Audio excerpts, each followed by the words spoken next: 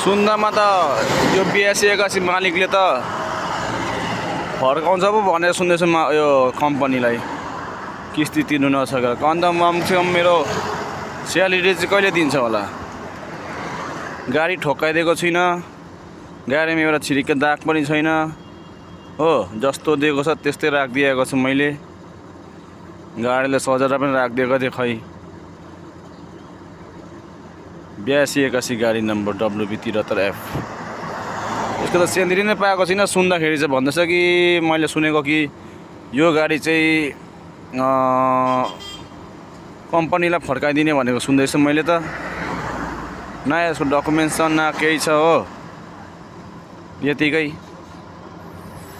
मलाई त स्यालेरी पनि पाएको छैन। यस्तो हुनसक्छ र मालिकहरूले जे पाए त्यही गर्दा हुन्छ मन परी। यस्तो पाराले हामी ड्राइभरहरू के काम त्यस्तो भए?